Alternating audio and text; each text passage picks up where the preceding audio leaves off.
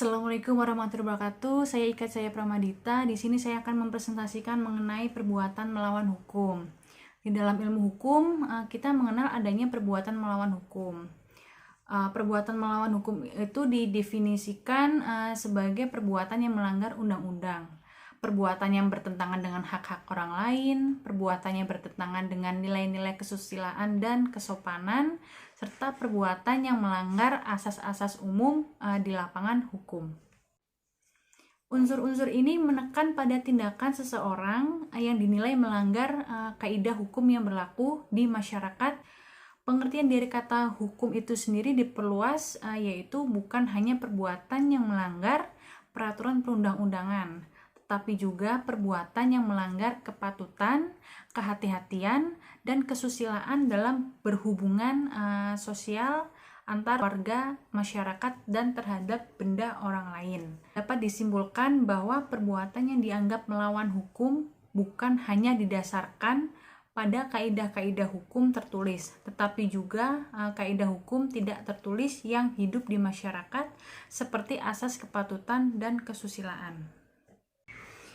Perbuatan melawan hukum dalam hukum perdata diatur lebih lanjut dalam pasal 1365 Kitab Undang-Undang Hukum Perdata atau Burgerlijk Wetboek atau BW, di mana bunyi dari pasal tersebut adalah tiap perbuatan yang melanggar hukum dan membawa kerugian kepada orang lain mewajibkan orang yang menimbulkan kerugian itu karena kesalahannya untuk mengganti kerugian tersebut. Nama saya Ken Hidayat. Saya ingin menjelaskan materi tentang perilaku pelanggar hukum. Yang pertama adalah melanggar hak orang lain. Artinya, jika perbuatan yang dilakukan telah melanggar hak-hak orang lain yang dijamin oleh hukum, termasuk tapi tidak terbatas pada hak yang bersifat pribadi, kebebasan, hak kebendaan, kehormatan, nama baik, ataupun hak perorangan lainnya. Yang kedua, bertentangan dengan kewajiban hukum si pelaku. Artinya, kewajiban hukum yang baik yang tertulis maupun tidak tertulis, termasuk hukum publik. Yang ketiga, bertentangan dengan kesusilaan. Artinya, bahwa suatu kausa dinyatakan terlarang jika bertentangan dengan undang-undang, kesusilaan, dan ketertiban yang terdapat di kaidah moral pada pasal 1335 JO, pasal 1337 KUH Perdata. Yang keempat, bertentangan dengan kepatutan dalam memperhatikan kepentingan diri dan harta orang lain dalam pergaulan hidup.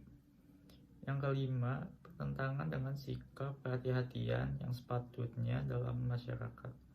Kriteria ini bersumber pada hukum tak tertulis, bersifat relatif, yaitu perbuatan yang dilakukan bertentangan dengan sikap yang baik atau patutan dalam masyarakat untuk memperhatikan kepentingan orang lain.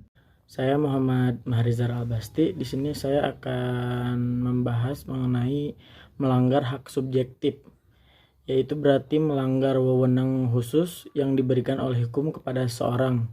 Jurisprudensi memberikan arti subjektif sebagai berikut. Suatu pelanggaran hak subjektif orang lain merupakan perbuatan melawan hukum jika perbuatan itu secara langsung melanggar hak subjektif orang lain. Menurut pandangan dewasa ini, disyaratkan adanya pelanggaran terhadap tingkah laku berdasarkan hukum tertulis maupun tidak tertulis yang seharusnya tidak dilanggar oleh pelaku dan tidak alasan pembenar menurut hukum. Nah, di sini juga ada bertentangan kewajiban pelaku hukum. Kewajiban hukum diartikan sebagai kewajiban yang berdasarkan hukum, baik tertulis maupun tidak tertulis, yang seharusnya tidak dilanggar oleh pelaku. Nah, di sini juga ada bertentangan kaidah kesusilaan.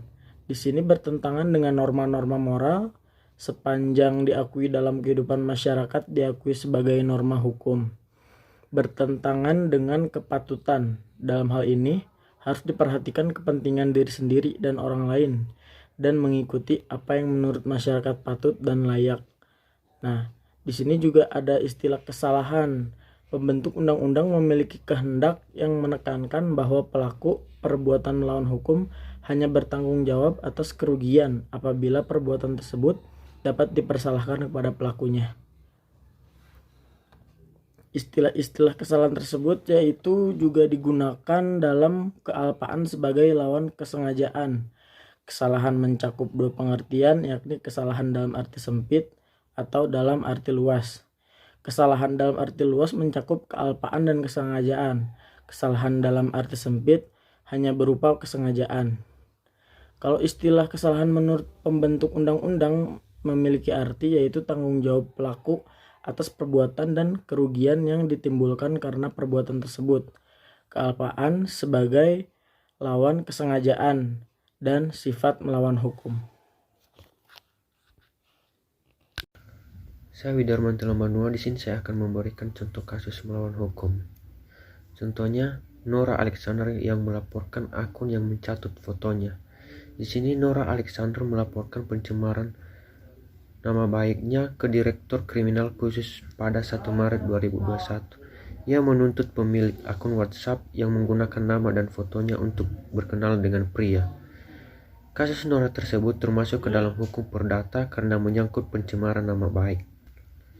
Dalam kasus tersebut, Nora merasa terganggu karena tindakan pencemaran nama baiknya berpotensi merusak hubungan rumah tangganya, sehingga dapat disimpulkan perbuatan tersebut merupakan perbuatan melawan hukum.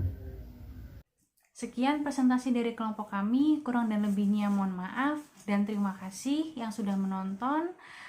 Wabillahi taufiq wal hidayah. Wassalamualaikum warahmatullahi wabarakatuh.